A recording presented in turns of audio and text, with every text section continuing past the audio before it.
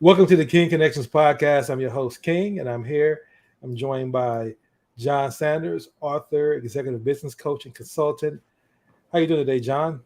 Really well. Good to see you. Thanks for having me on.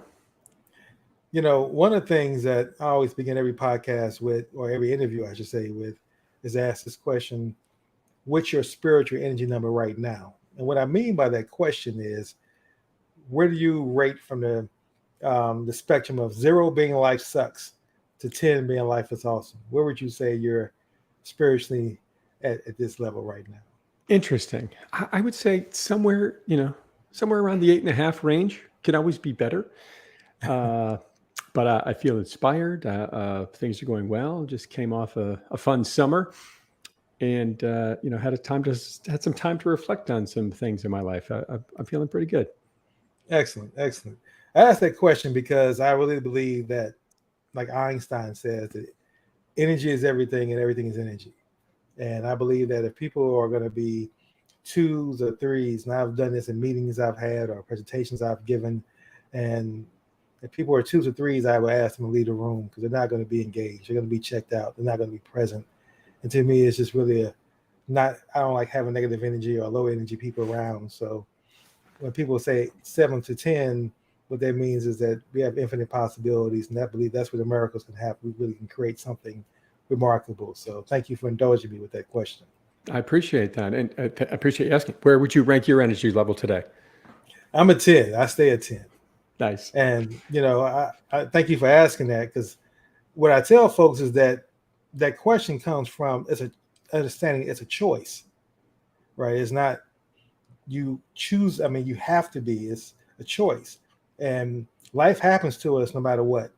Somebody can hit your car, somebody can break in your house, somebody can do whatever negative thing that happens, but it's how we respond to that. And for me, I truly see maybe it's engineering in me, but I truly see no sense in choosing a number less than 10 for myself. It's like, as long as I wake up and I'm grateful, I'm connected to the energy, love, I can see, hear, then I'm a 10 just based off that. And then everything else that happens to me throughout the day is either going to be a learning experience or going to be a pleasurable experience. And that's how I really define how I navigate through my days. Well, maybe I'll have to rethink my ranking now. I ranked it a hair low because I feel like there's a way I can always try to make things better. But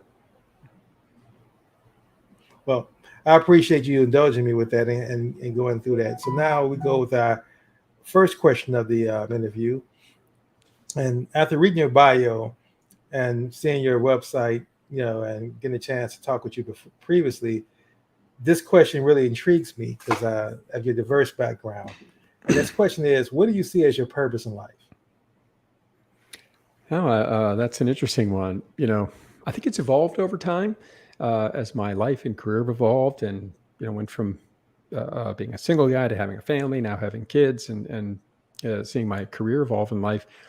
And the common denominator I have found is that so many people in life have extraordinary untapped potential. And that happens for a number of reasons. And I find fear, shame play big parts in that untapped potential staying dormant for many years, decades in some cases. And I've seen this throughout every stage of my life. And it took me a while to figure out kind of what was going on there, at least in my opinion. And so what I really see as my purpose in life, King, is helping people unlock that potential, think a little bit bigger, and see a better way forward. And sometimes we can't break out of that shell that we put ourselves in, these limiting beliefs we place on ourselves, maybe society, friends, family. And I really see my purpose as helping people think differently, think bigger, and find a way to get there. Love that answer. And we have some alignment there for sure. Now, for you to think that way, you sound very similar to what I consider to be a conscious leader. But the word conscious leader is thrown around quite a bit in today's society. And so it has different definitions. And I'm always curious to know how people who act and behave as a conscious leader, how would they define a conscious leader? So how would you define a conscious leader? I think a key part to it is having what I hope I have, and what I hope people would say about me is having a high level of awareness and realizing that you're not the only person in the room and the only person that matters, right? And understanding that we all bring our lives, ourselves to any circumstance. And just having awareness around that to recognize that everyone's dealing with different things, thinking about different things, having different demands on their lives. And if you can have that level of consciousness about you, I think it allows you as a leader to better guide them and help them find some of the challenges they're up against. I always try to think about not solving problems for people, but working on problem definition. What is it you're up against? Because many times I find people don't even know what they're fighting against. And drilling down to that element is really important, because then you can help them oftentimes self-identify a solution. And if they can self-identify, the ownership of that journey to embrace it and fix it going forward is so big. And I think that all of that starts with having that conscious level of awareness of those around you. Absolutely. Absolutely. Love that perspective. As we continue to kind of get a better understanding of who you are, I'm always curious to know, when I connect with people, are they grateful? Do they have a grateful spirit, I like to say? And if so, what would you say you're most grateful for in your life? I feel like the list is long, but I will say that very early on in my life, when I was 3 years old, my parents bought me an investment when I was 3 years old. And not many years later, it was just a mutual fund, nothing fancy, just, kind of a large cap mutual fund. And they always talked to me about it every year. Hey, you've got these dividends or capital gains or whatever. And it was $1,000, right? Well, back in the 70s, that was probably a bit more money than it is today. But, and they always talked to me about it. And then probably when I was 6 or 7, they got me to open my first bank account. And anytime I got money from, my grandma for my birthday or something like this, my mom would take me to the bank and I would hand the banker $5 and deposit that in my savings account, and then I could take the other $5 and do whatever I wanted. And I'll tell you one thing I'm very grateful for is having that mindset. And it drilled into me, which is, no matter what kind of money you're making, put some of it aside. And this lesson came full circle with me, King, when I was about 21. I was in college, sitting on the couch, probably watching like Star Trek or something, and the phone rings and it's my father.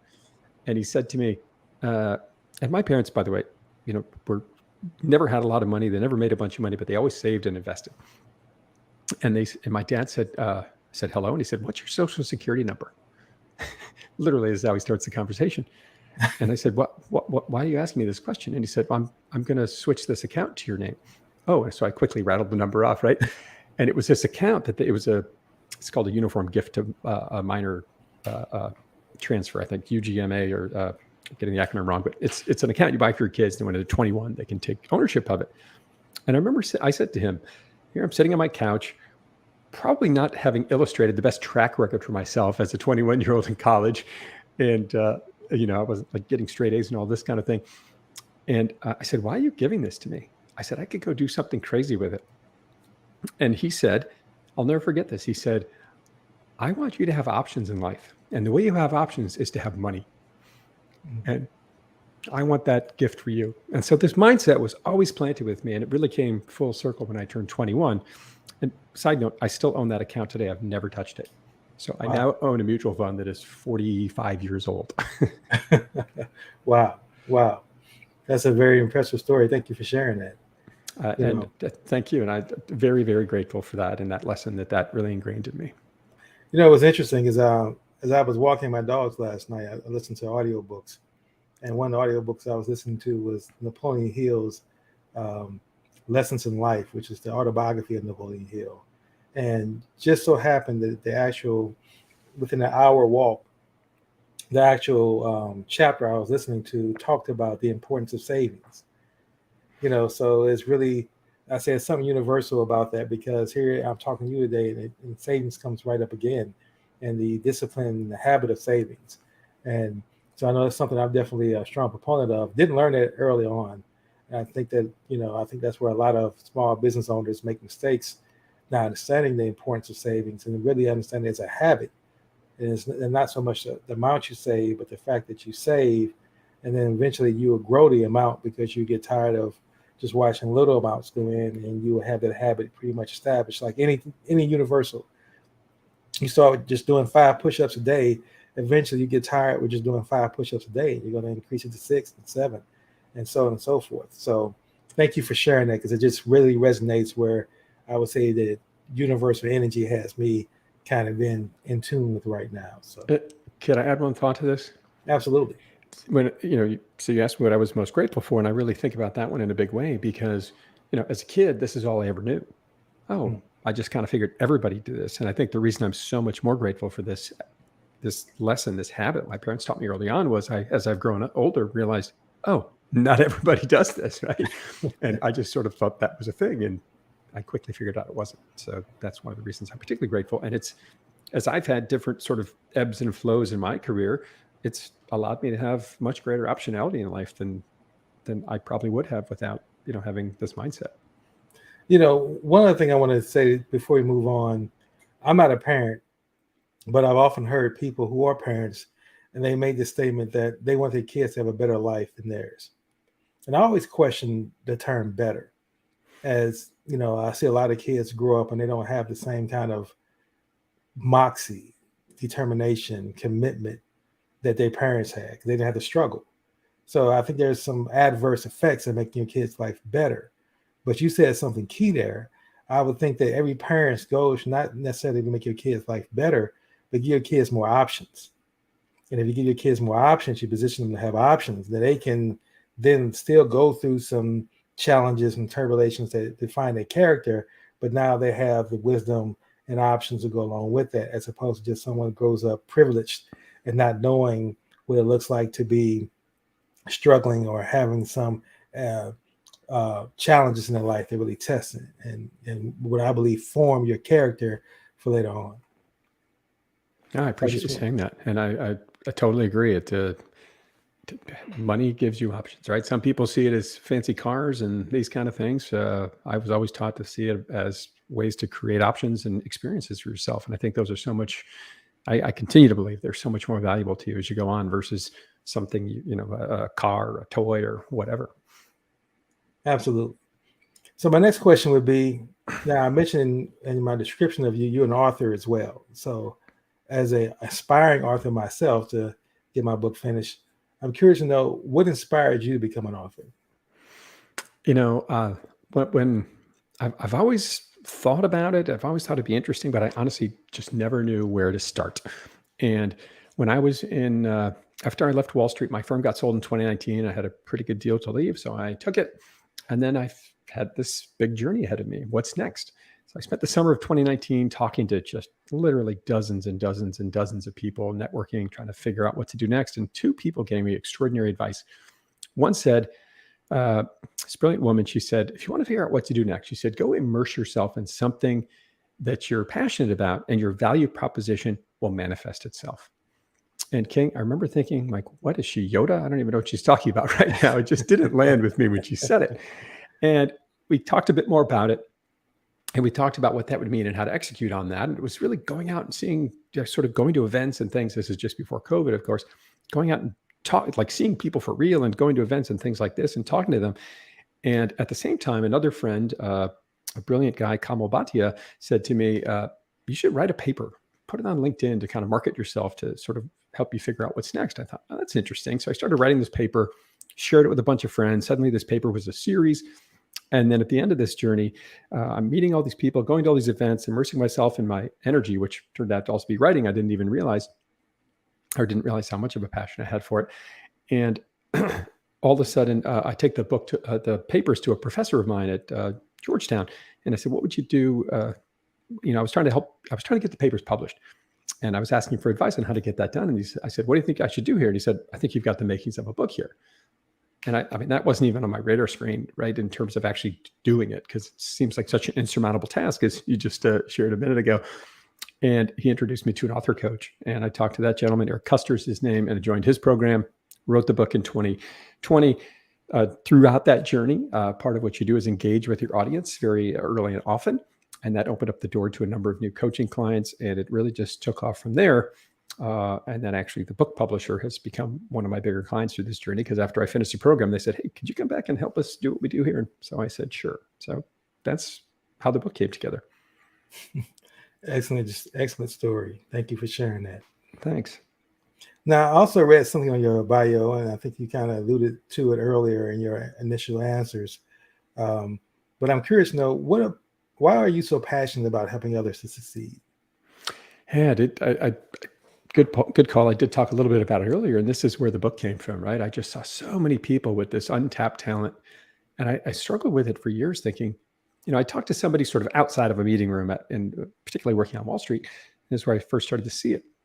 And they would have all these brilliant ideas, and I think, oh my gosh, you're so smart and have all these thoughtful ideas. Why am I seeing you sort of struggle in your business as a salesperson, as we were at the time?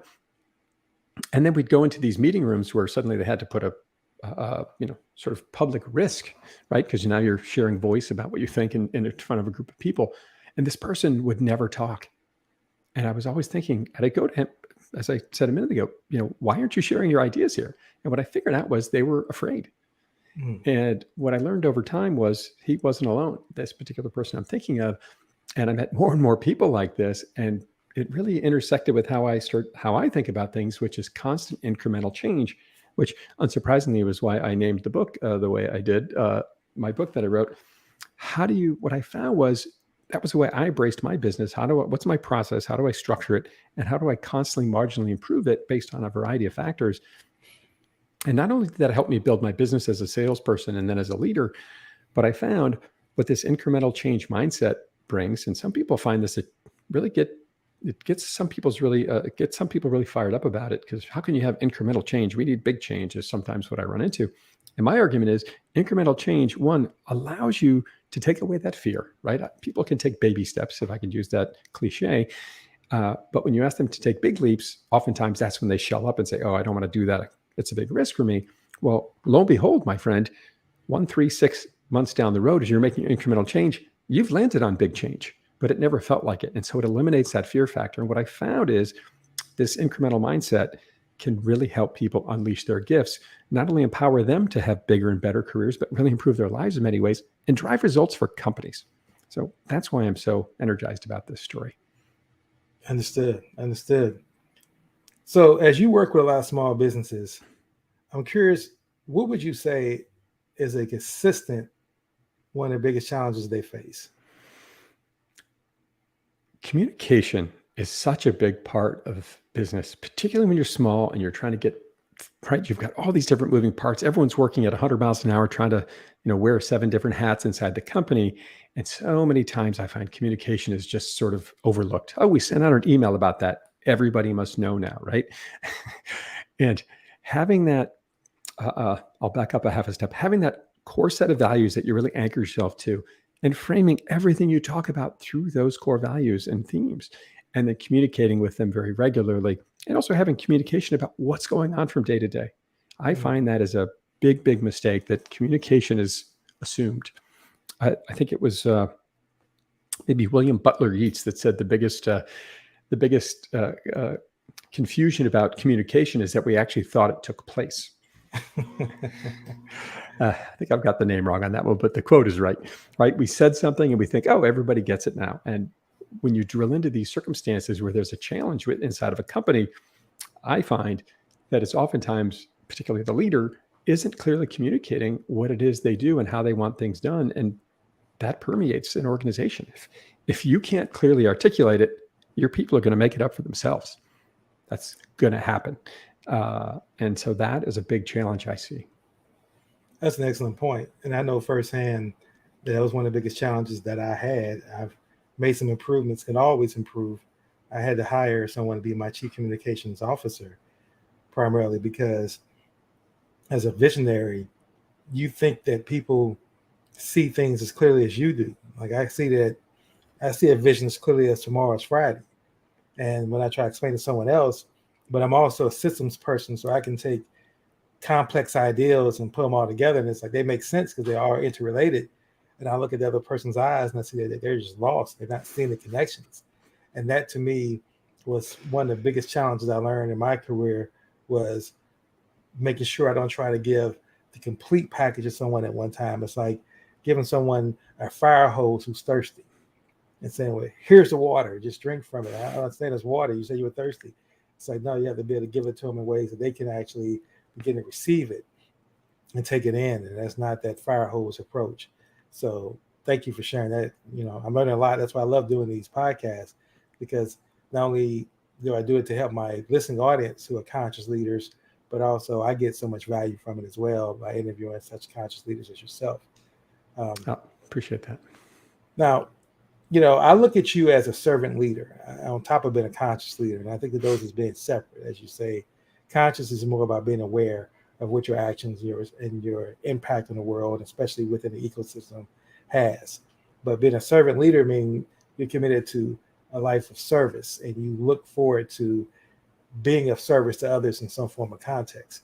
And I'm curious to know about you because I get from you that you're, like you said, you were 8.5. Each time I've talked and engaged with you, you seem very upbeat and you seem like you're enjoying life.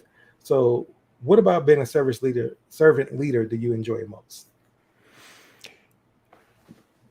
It's helping people, I think, see what's possible and feeling that they've been granted access to do it, right? So many times, as I shared earlier, we don't give our gifts to the world because we're fearful of it. And when you can be a servant leader and help people understand that you're actually there to serve them, which sounds, I'll tell you, having worked on Wall Street for many years, isn't always something that sort of rolls off the tongue or is written on the cafeteria room wall.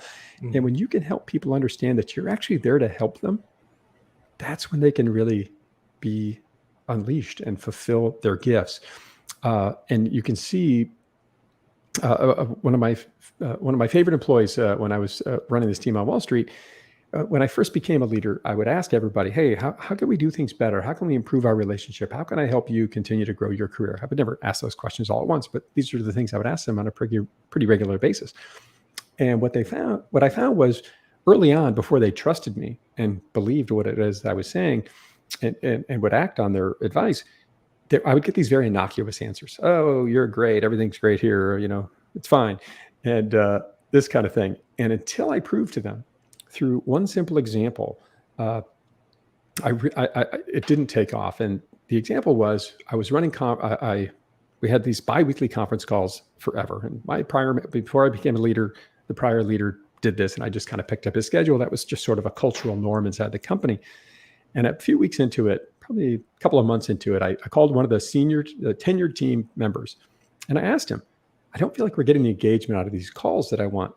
And I'd like to see, because everyone's so smart here and we're not getting enough sharing." And I said, "How do we fix this?" Right? It's a very vulnerable thing to do as a leader. And so that's why I think stops a lot of people from doing it. And I'll never forget this king. He said to me without hesitation, "Get rid of a bunch of the conference calls." And I remember thinking, who doesn't want to listen to me talk for an hour on Monday mornings, right? And it kind of stung. So be careful when you ask for feedback. You might get an answer. You might get an honest answer. And after I thought about it, I realized, you know what? Supply and demand, right? If supply is lower, demand or interest might increase. So I said, let's give this a try. So I looked at the calendar. I was mapped it out a year ahead. And I just knocked out the ones. Memorial Day, I would push it to Tuesday and this kind of thing. I just deleted all of those. So knocked out, I think, 15% of the calls. And I sent a note out to the team and said, "Hey, Brian had a great idea to help improve our conference calls. We're going to decrease some of them. So I'm going to pilot this idea this year." Pilot's a very powerful word I've learned in driving change. And so I took his advice. I asked for his advice. I took it and I acted on it and gave him full credit for it. Well, fast forward to the end of the year, I asked the group, "Hey, should we bring the old call schedule back?" Nobody wanted to do that. Our business results took off. People leaned in much more aggressively to the conference call. So engagement grew intently. Idea sharing on those calls became immense and grew immensely. And our results took off. And from that moment forward, as I asked for more and more feedback, the ideas went from just this dripping faucet to use your analogy from earlier, a bit of a fire hose. And it really changed the results of our business. So helping people, empowering them to find or offer big ideas and then taking action on it is super, super important. And I wouldn't have happened, I don't think, if I didn't think about how do I best serve these people. Absolutely. Absolutely. Now, you mentioned Wall Street in your background, and I saw that on your bio as well. So I'm curious to know, was it a major adjustment kind of shifting from Wall Street culture and mindset to now running your own business? Yeah, right. Like I didn't appreciate how much infrastructure existed inside the firm. And I probably didn't appreciate, looking back on it, it's a little clearer now, but how much the firm, we did have a great culture. and a culture of learning and a culture of growing together and always being positive. But I think the biggest piece was that infrastructure that, if you needed marketing done, just email someone in marketing, right? If you need something from accounting, just email someone in accounting. And now, right, all of those things fall back onto you. So pretty big adjustment there, but it's certainly been a lot of fun.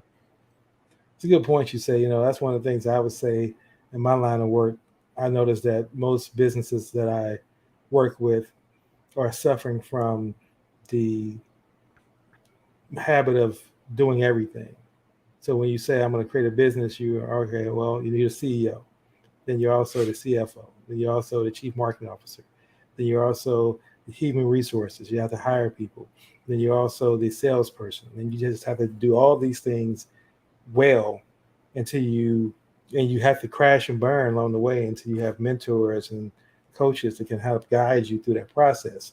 And I've always believed that sometimes it's best that folks go out there and just crash and burn. And then you appreciate the coach much better than someone who's never had business experience. And they don't really value the purpose of what a coach and a mentor can do.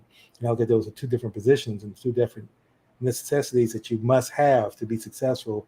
A mentor who's done it before and can give you great advice, and a coach that can hold you accountable to what your actions are. And so with that being said, I'm curious to know, of all the things you've accomplished in your life, and more importantly, the decisions you've had to make along the journey you're on right now, what one decision would you say has been the most significant or had the most impact in your life as a result of making a decision? I would say it's tied to a word you used just a minute ago here, which is mentors. And one of the reasons we bring mentors into our lives is to find a safe place to ask for help. And to answer your question very directly, the biggest, I'll say, impactful decision in my life was going out and asking people for help. And I didn't realize the power of that until, I'll say, way too late in life. I always thought, if I ask for help, you look weak, and then people are going to think you don't know what you're doing and this kind of thing. And I realized probably 4 or 5 years into my Wall Street career that, wow, I can't do this alone. I need some help and I need some advice because I've hit a wall here. And so my favorite way to frame that question, King, is this. I go to somebody who I thought was much smarter than me, which is, I think, most people, and said, hey, I'm kind of stuck here, and here's the circumstance I'm looking at. Here's how I've thought about it, and I keep hitting walls. Literally, this is how I ask this question. What would you do here if you were me? And the simple act of asking that question, actually, if you read my book, basically it's me asking that question 3 times, about every 5 to 7 years of my career, and me going, oh my gosh, I didn't even think about that. And they opened my eyes to something else, and I ran with it. One quick example, about 3 or 4 years into my Wall Street career, I'm early 20s, mid 20s, and that's exactly what was happening. I got passed over for a couple of promotions, and I was getting very frustrated. And I went to a kind of a guy that was a mentor in the company that also could promote me, and I wanted to be on his team. And I had this very conversation with him. Michael Keogh was his name. And I said, I asked him that question, and he said, look, your skill set, it needs to be more well-rounded to join my team, because it was a big jump up to be on his team and getting a officer ranking and things like this. And I said, well, how do I do that without the promotion, right? This chicken and egg thing. How do I get the skills if you don't give me the chance? Well, I can't give you the chance if you don't have the skills. He said, why don't you go out and volunteer your time outside the company and try to round out your skills that way? And I'd never even considered that. And so I went to my network, my friends, and put that out there to them. Hey, I'm thinking about doing some volunteer work, maybe try to help some companies with sales and things like this. And lo and behold, within a few weeks, a friend introduced me to a gentleman at Halter who ran a film festival in New York City. And I met him, introduced me at a party, and I just started asking him questions. Hey, how do you guys raise money? How do you get sponsors? This kind of thing. And they really didn't have a great structure in place. And I said, I think I could help you with that. And so I went out, started to think about who would sponsor an independent film festival in New York City, and started looking at different magazines and websites. I guess websites weren't so abundant back then. This was late 90s, 99, 2000. And anyway, fast forward, that film festival was around 20, 25 years. The 1 year I worked with them was the only year they ever had a title sponsor, Jameson Irish Whiskey. And I found them through this trial and error approach and aligning win-wins, if you will, because I figured now, and because now I had to figure out, what does Jameson care about getting their products in front of this audience? And once I connected the dots on this win-win-win, right? The film festival wins because they're getting money to help sponsor and make the event bigger. Jameson's getting in front of this huge audience, and this huge audience is getting exposure to a pretty cool and interesting product that's Jameson's trying to put out there to the world. And of course, it supported all these parties that we had. And what that did for me, asking that person for help, getting this idea and acting on it, was now, after working with the film festival for a number of months on nights and weekends, by the way, I didn't quit my day job, was it got me to come back to Wall Street and look at my clients and prospects very differently. Instead of coming to them and saying, hey, we want to sell this product this month, this quarter, this year, whatever, I came to them thinking, how do I solve problems and create a win for you? Mm-hmm. And that changed the complexion of my relationship with my clients and prospects. My business took off, and within the next 6 or 12 months, that promotion I've been waiting for finally appeared. But it all started with asking someone for help. That's something I definitely wrestle with. But I love the way you asked that question. What would you do if you were me in this situation? I think that's a very powerful question. And most people, especially folks who are successful, and you know this, we want to help. We want to serve. And if you can come and ask a very poignant, specific question like that, it gives a person the opportunity to really tap into their service mentality. And then they can come in, especially they have experience, and they can bring that. And that's the win-win. Because, people find fulfillment when they know that not only did I help someone else, but it was valuable and they were able to use my help to move ahead, right?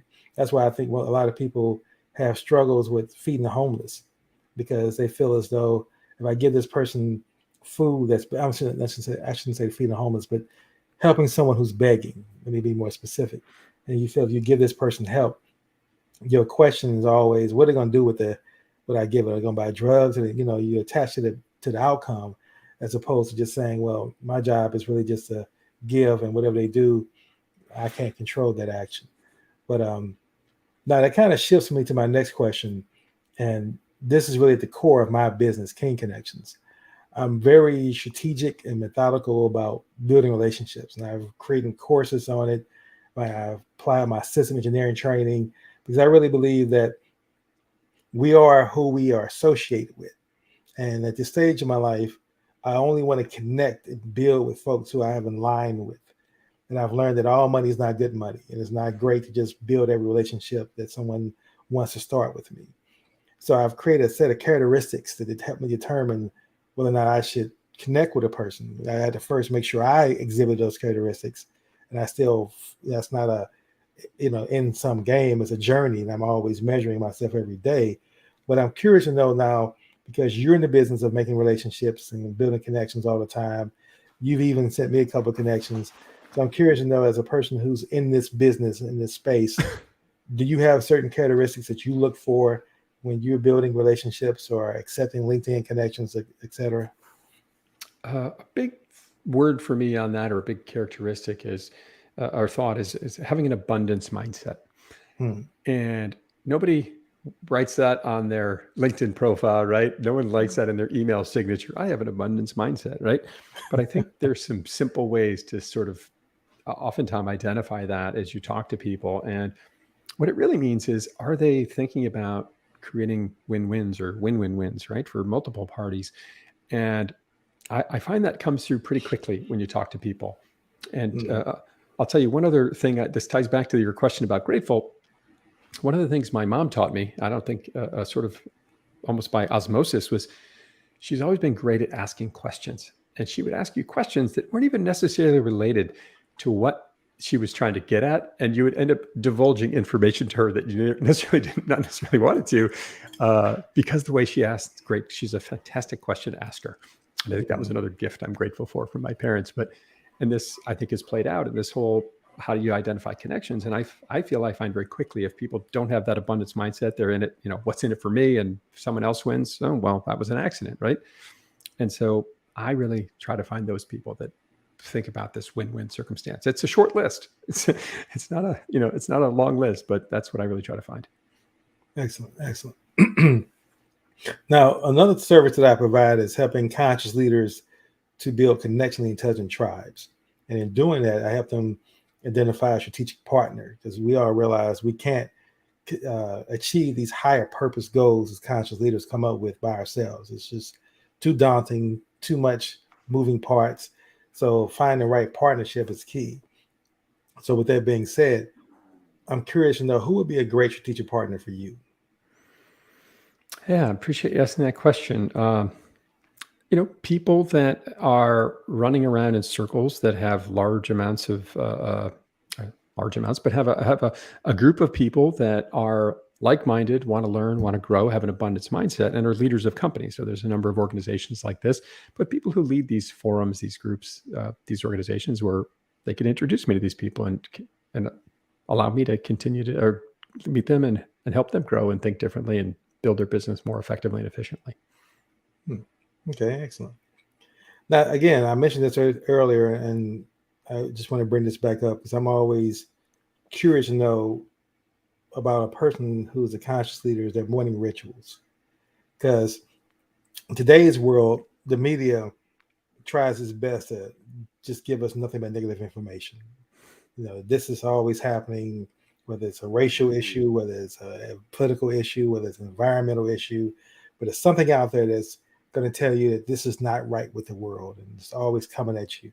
And I know as a person who has to deal with clients, you have to deal with kids, your father, your husband, what do you do in the morning to kind of put yourself in the right mindset to say, I'm not going to let those negative thoughts dominate my thoughts, and I'm going to keep myself focused and aligned on what's important to me? The biggest thing I do is I make a very conscious effort. I leave my phone in my office. I have a office in my home. I leave it in here every night because so it's not sort of right in reach when I show up and come downstairs and start getting ready for the day. So I make a very conscious effort to accomplish a few tasks before I even think about touching my phone. And sometimes I want to. Oh, I should go check my phone. No, don't do it. And I have a little workout routine I like to do. So that's the first thing I do is get a little exercise in, which I find is a great way to just sort of get your blood flowing and starting the day.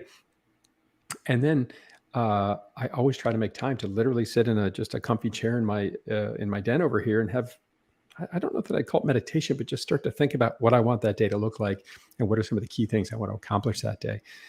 Just having kind of that quiet space of getting your blood flowing and then sort of having a chance to think about some of these things.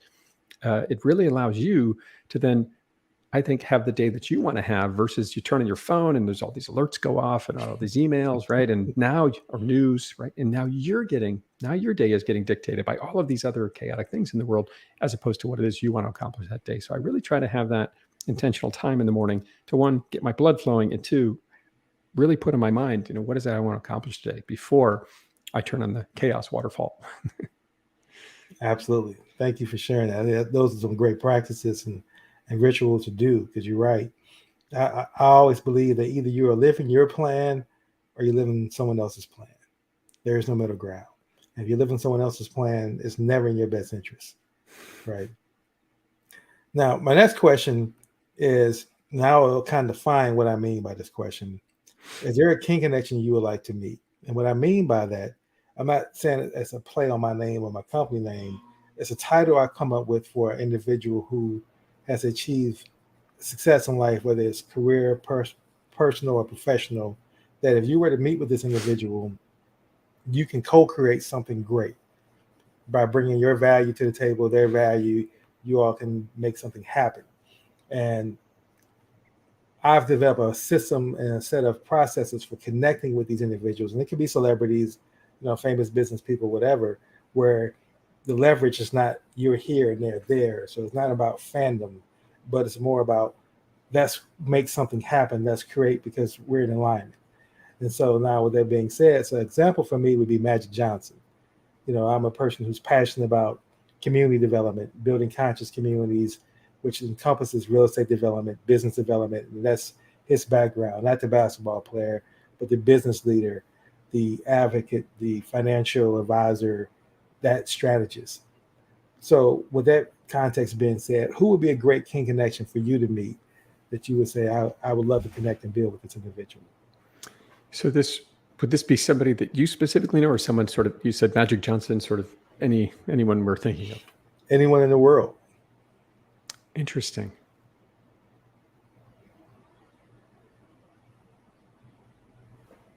Well, if we're really going to be ambitious here, I've always been particularly impressed with how Angela Merkel has handled herself and thinks about the world and tries to provide what I would describe as servant leadership and conscious leadership to the world. And I've been terribly impressed with the work she's done. And she doesn't always get great press around it, but I think she's got the right mind for what she's trying to do and help solve problems for other people. So I might put her on my list. Okay, excellent. Then my last question would be, is there a book that you would recommend to our listening audience that you would say that has been the most influential for you in your life, or maybe something that you read that's really been impactful for you in the last week or two that you want to share with our listening audience? Boy, that is a long list there. Trying to narrow it down to one. I read Adam Grant's book earlier this year, Think Again, when that came out, I guess in the spring or whatever it was. And I really appreciated the mindset that he brings to the table, which is around don't fall into the traps of whatever you first think about for a certain circumstance. We all have these biases that are and mental models that are kind of ingrained in us from our upbringing, from whatever we expose ourselves to all the time. And he really offers this scientist approach of iteratively thinking through how we think about things and not being afraid to think again. And I feel like I've always thought that way to some degree, but he really helped me, I'll say, kind of confirm that as a good way to go through life. One of the things I've always said, I've said this throughout my life and career, especially as a leader on Wall Street, if I ever come to you and say, this is the absolute only way to get this done, please just tell me no, because if I've gone that far, if I'm saying that, something's wrong and I've gone off the rails, because we can always find a better way to do it. And it might be marginal, it might be big, but so that's a book I really appreciated reading this year. And there's a few more, but that one jumps to top of mind because of this concept of thinking again. Well, I definitely appreciate that answer. That's a book I would look into. I like Adam Grant's books. I'm forgetting the name of the book that he wrote that was really in line with what I believe. I believe it was Give and Take. Give and Take, yes. And that to me was a phenomenal book because, again, I'm a person, Napoleon Hill instilled this in me. You got to give first. You got to be a servant leader. And you mentioned it earlier. One of the best ways, and I think a lot of people go wrong, is that when you start a business, people think, I need to make money. And I always tell folks, yeah, you need to make money, but that's not the first thing you need. What you really need is experience. And you need to get used to kind of how you handle clients, what your customer service is going to be, what your response is going to be. And so until you get a client, the best way to do is go serve someone, volunteer your services to someone who can give you a great testimony, give you a chance to, you don't have to worry about the ambition of trying to charge, but you just get the experience of actually executing on what you're advocating or what you're selling. And so I like the fact that you put out the volunteer, so that's in alignment with that. Well, as we begin this podcast to a close, I want to give you an opportunity to share any closing thoughts, words of wisdom that you want to share with our listening audience, as well as any of your contact information, so folks who are resonated with your message and get in touch with you and build with you going forward.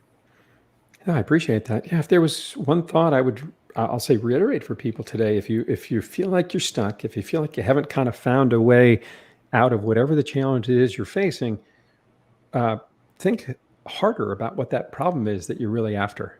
And don't just take the first thought that comes to your mind. Dig more deeply. What is it the problem I'm really up against here? And if you feel like you can't solve it, don't be afraid to go ask somebody for help. As King said earlier, people are willing to help you, but they're not going to show up at your front door and say, hey, you're probably having some issues. I could help you out with it, right? But if you put that ask out to them, it sounds ridiculous, but people get all in their heads about reaching out to people. There's an extraordinary number of people that are willing to help you out there.